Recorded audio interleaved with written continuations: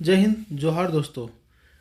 मैं क्लास 8 वाले विद्यार्थियों के लिए ज़बरदस्त खुशखबरी लेकर के आया हूँ। जो वर्तमान समय में क्लास 8 में पढ़ रहे उन सारे विद्यार्थियों के लिए एक सुनहरा मौका झारखंड सरकार द्वारा दिया जा रहा है। झारखंड सरकार उन सारे विद्यार्थियों के लिए एक सुनहरा मौका दे रही है। उस मौके के तहत क्लास 9, 11, 12 तक 4 वर्षों तक लगातार उन्हें 12,000 रुपया प्रति वर्ष दिया जाएगा। लेकिन इस 12,000 को प्राप्त करने के लिए आपको क्या करना होगा, इसको जानने से पहले फटाफट अभी तक जो वीडियो को लाइक ना किए होंगे लाइक कर लीजिए, शेयर कर लिया और चैनल को सब्सक्राइब करके सपोर्ट कर दिए।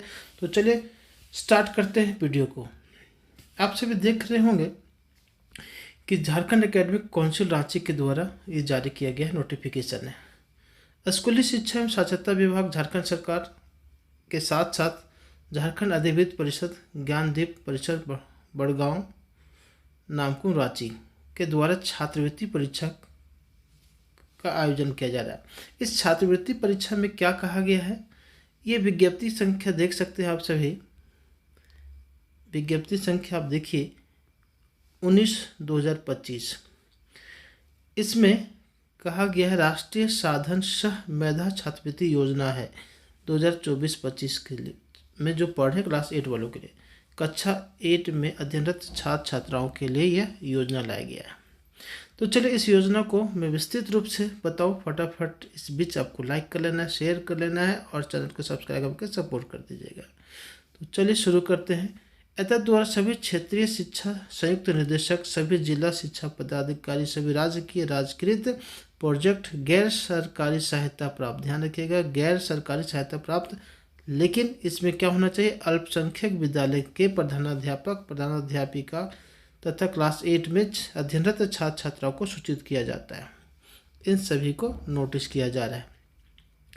किस लिए नोटिस किया जा रहा है, राष्ट्रीय साधन सह मेधा छात्रवृत्ति योजना परीक्षा सत्र 2024-25 का आयोजन है तो आवेदन पत्र ऑनलाइन स्वीकार किए जाएंगे। इसके लिए नोटिफिकेशन जारी किया गया है। तो चलिए इसको आगे देखते हैं। राष्ट्रीय शिक्षा एवं साक्षरता मंत्रालय भारत सरकार द्वारा राष्ट्रीय साधन सह मेधा छात्रवृत्ति योजना, जिसे NMMS के नाम से भी जाना जाता है, क्या इसके अंतर्गत छात्र छात्राओं को NSP पोर्टल द्वारा DBT के माध्यम से वर्ग 9 से वर्ग 12 मतलब 9, 10, 11, 12 तक नियमित रूप से अध्ययनरत रहने, मतलब अगर लगातार आप पढ़ रहे हैं तो NSP पोर्टल पर आवेदन करना है आपको प्रत्येक वर्ष और फिर छात्रवृत्ति 12,000 रुपये प्रति वर्ष प्रदान की जाएगी। तो इस 12,000 को पाने के लिए आपको ऑनलाइन आवेदन करना है।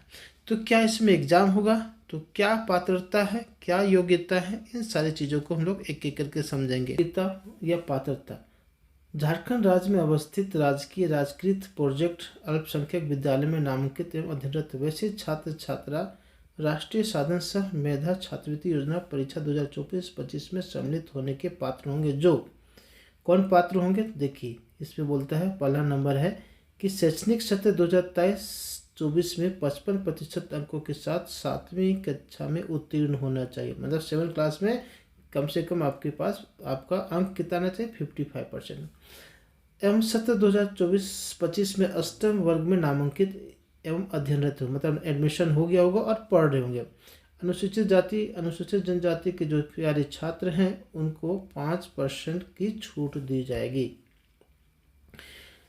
दूसरा पॉइंट क्या है, पॉइंट नंबर 2, इनके माता पिता अभिभावक की वार्षिक आय 3.50 लाख रुपये से अधिक नहीं होनी चाहिए। मतलब जो भी विद्यार्थी आवेदन करेंगे इस NMMS में, उसमें आपको ध्यान रखना कि आपके माता पिता के वार्षिक आय 3.5 लाख से अधिक नहीं होनी चाहिए। चलिए दूसरा पॉइंट के बाद आप तीसरे पॉइंट की ओर चलते हैं। केंद्रीय विद्यालय, जवाहर नवोदय विद्यालय, सैनिक स्कूल एवं राज्य सरकार द्वारा संचालित वैसे आवासीय विद्यालय जहां रहने एवं पढ़ने की व्यवस्था सरकार के द्वारा की जाती है के छात्र छात्रा इस परीक्षा में सम्मिलित होने के पात्र नहीं होंगे। ध्यान रखिएगा ये सारे छात्र नहीं भर सकते हैं, छात्राएं नहीं भर सकती। चलिए अब देखते हैं, पात्रता हो गया आरक्षण। आरक्षण क्या मिलेगा, तो इसके अंतर्गत बोलता है कि इस छात्रवृत्ति योजना के अंतर्गत आरक्षण झारखंड सरकार द्वारा अनुमानी आरक्षण नियमावली के अनुसार देगा। मतलब आरक्षण मिलेगा झारखंड सरकार के अनुसार, जो भी अपनाया जाएगा उसके अनुसार। तो अब आपको देना होगा परीक्षा। अब परीक्षा के लिए परीक्षा शुल्क देना पड़ेगा। तो परीक्षा शुल्क निम्न प्रकार से ऑनलाइन आपको देने पड़ेंगे। जैसे जनरल हो गया, BC1, BC2 और EWS, ये 4 कैटेगरी है, उनको 250 रुपये देने होंगे। फिर SC ST वाले को 125, लेकिन इसमें शर्त है कि अगर आप 125 रुपये देना चाहते हैं तो आपको कम दिखाना क्या होगा, जाति प्रमाण पत्र संलग्न करना आवश्यक है। मतलब आपको प्रूफ देना होगा, कास्ट सर्टिफिकेट देना होगा, नहीं तो फिर आपको 250 रुपये देना होगा।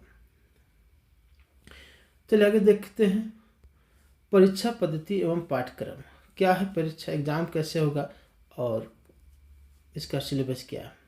तो देखिए सिलेबस पहले आप देख लीजिए। सिलेबस में कुछ बड़ी बात नहीं है, 7 और 8 के स्तर के होंगे। क्लास 7 और 8 के स्तर के आपके एग्जाम लिए जाएंगे, जिसमें क्या क्या मुख्य बातें उसको समझते हैं। उससे पहले देखिए यहाँ दिया हुआ है ऑनलाइन एप्लीकेशन शेड्यूल, कब से कब तक कर सकते हैं ऑनलाइन। तो 13/4/2025 से 30/4/2025 के अंदर आपको ऑनलाइन कर देना है। इस बीच में DO अप्रूवल भी करेंगे, 19/4/2025 से 2/5/2025 तक DO को अप्रूवल भी मिलना है। ये 2 बातें बीच में होंगी। इसके बाद जब ये सारी प्रक्रिया हो गई तो आपको देखिए आपका एग्ज़ाम कितना टाइम का होगा, 11 से 2 3 घंटे का है। और फिर 30 minute extra for visually challenge. वैसे विद्यार्थी जिन्हें देखने में थोड़ी समस्या है तो उन्हें 30 मिनट का मिलेगा अतिरिक्त समय, लेकिन इसके लिए आपको शो करना पड़ेगा, वहाँ सर्टिफिकेट देना पड़ेगा। यह एग्ज़ाम कब होगी, 18/5/2025 दिन रविवार को। चलो भाई, तो ये तो हो गया कि हमें फॉर्म कब से कब तक जमा करना है, DO साहब कब अप्रूवल करेंगे, एग्ज़ाम कब होगी, ये हो गया। अब एग्ज़ाम में क्या सिलेबस होगा, तो एग्ज़ाम आप में फर्स्ट पेपर और सेकेंड पेपर 2 रहेंगे। फर्स्ट पेपर में MAT मैथ जिसको बोलते हैं, मेंटल एबिलिटी टेस्ट, मतलब मैथ भी रहेगा और रीजनिंग भी रहेगा। और SAT सेट सोशलिस्टिक एप्टीट्यूड, मतलब सामाजिक अध्ययन से संबंधित जिसमें जानकारियाँ रहेंगी, उसको आपको देना है। 90 क्वेश्चन दोनों के रहेंगे, 90-90 और 90-90 मार्क्स भी हो, 1 मार्क फॉर ईच क्वेश्चन।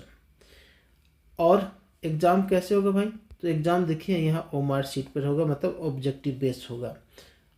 अगर आप कम से कम क्वालिफाई करना चाहते हैं तो 40% लाने होंगे। किनको, जनरल वाले, BC1 वाले, BC2 वाले और EWS वाले। और SC ST वालों को 32% लाने होंगे, तो क्वालिफाई करेंगे। अब रैंकिंग में अगर आइएगा तो ऑल द बेस्ट, रैंकिंग में आने की कोशिश कीजिएगा। क्या कि कितना सीट है इसमें वैसी संख्या जानकारी नहीं दिया गया। चलिए, छात्रवृत्ति हेतु चयनित छात्र छात्राओं से अनुरोध है कि वे पूरे छात्रवृत्ति सत्र 9, 10, 11, 12, 9वीं, 10वीं, 11वीं और 12वीं तक के दौरान अपने विद्यालय एवं जिला शिक्षा पदाधिकारी कार्यालय से संपर्क में रहेंगे। विद्यालय में जरूर संपर्क रखना है। लाभुकों को छात्रवृत्ति प्राप्त करने हेतु उन्हें प्रति वर्ष, ध्यान रखिएगा इस चीज़ को जरूर फोकस कीजिए, प्रति वर्ष NSP नेशनल स्कॉलरशिप पोर्टल पर आवेदन करना होगा। मतलब एग्ज़ाम नहीं देना होगा, लेकिन आवेदन करना होगा। आवेदन नहीं करने की स्थिति में उन्हें इस योजना का लाभ नहीं मिल पाएगा एवं ये छात्रवृत्ति से वे वंचित हो जाएंगे। इसके लिए परिषद जिम्मेदार नहीं होगा, मतलब बोर्ड को जिम्मेवार नहीं होगा। बोर्ड पहले नोटिफिकेशन में जारी कर चुका है, आप कुछ कहीं भी चैलेंज नहीं कर सकते हैं। तो प्रत्येक वर्ष आपको जब भी आएगा तो उसमें आपको ऑनलाइन कर देना है नेशनल स्कॉलरशिप पोर्टल में। फिर आपको 12,000 रुपया मिल जाएगा।